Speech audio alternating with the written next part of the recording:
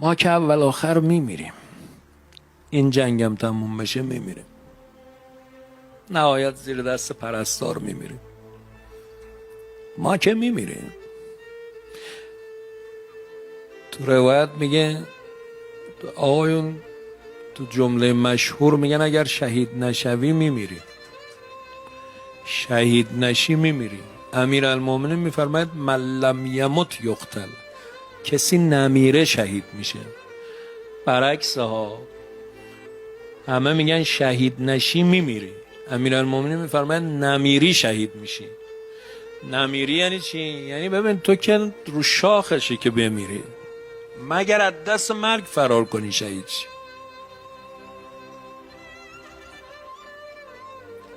تو که قطعا میمیری. یه موجود در معرض زوالی، یه جنس رو دست مونده ای، خیلی اتفاق ویژه‌ای نیست. حضرت ابراهیم چرا ناراحت شد؟ چاقو رو کشید به گلوی اسماعیل، نبرید، ولی ناراحت شد. تو بهش بگو چرا ناراحتی؟ یه بابا اسماعیل از این کوه بیاد پایین مریض میشه میمیره. اسماعیل که رو شاخشی که بمیره،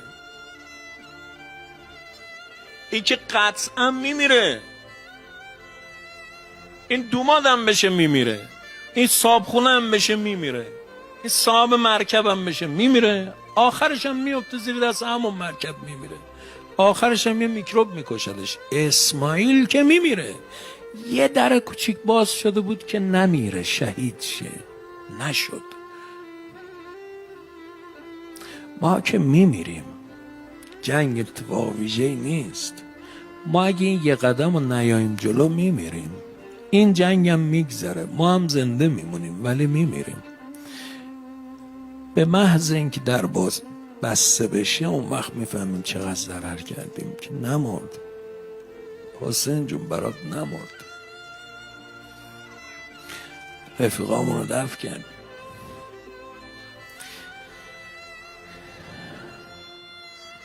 فرصت ویژه‌ایه، زودم در بسته میشه. مگر بمونی به درد کار امام عصر بخوری. چون تو قرآن میگه وقتی خدا به موسی گفت برو به سمت فرعون، گفت اخاف ان یقتلون، گفت خدایا میترسم شهید شم.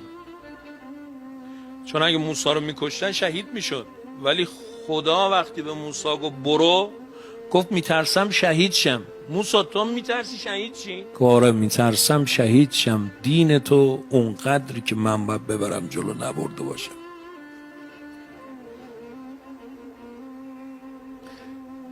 یکی از رفقای ما به رهبر شهید انقلاب گفته بود، خودش گفته بود، برای من تعریف میکرد، میگه با آقا گفتم که آقا من دوست ندارم شهید بشم به این معنا. گفت دوست دارم قشنگ هر کاری میتونم برای انقلاب بکنم، بعد که قشنگ بیفایده شدم مرگم بشه شهادت.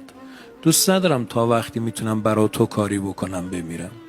آقا بهش گفته بود بصیرت یعنی همین، اگه کار داری بمون، وگرنه به هوس دنیا نمون. به هوس دنیا بمونی میمیری، به هوس دنیا بمونی میمیری.